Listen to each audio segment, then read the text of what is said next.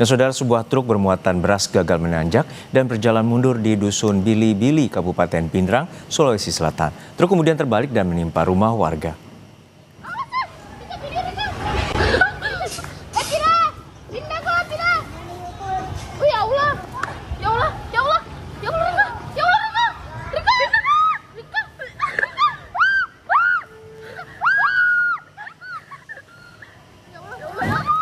Diduga karena rem blong, truk kontainer arah Kabupaten Pindrang menuju Parepare, Sulawesi Selatan kehilangan kendali.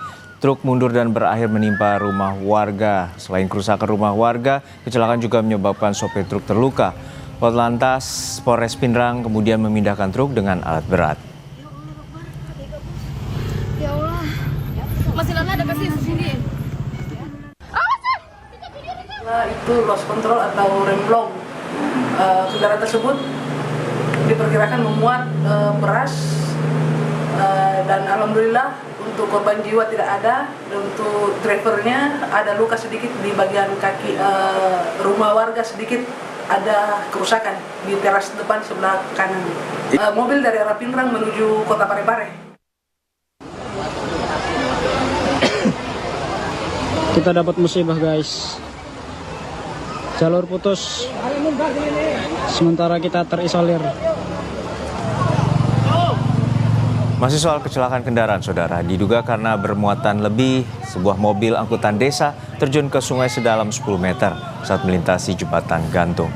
Warga sekitar langsung menolong 17 penumpang dan satu sopir yang berada dalam mobil. Polisi bilang kecelakaan tunggal terjadi karena beban mobil terlalu berat. Tadi dipromosikan Bang juga kan? Kendaraan R4 tersebut melintas dengan pelan. Ketika hampir sampai di penghujung jembatan, besi penahan seling sebelah kiri patah, sehingga jembatan gantung miring ke kiri dan kendaraan R4 terperosok ke sungai dengan ketinggian kurang lebih 10 meter dan mengakibatkan penumpang mengalami luka-luka.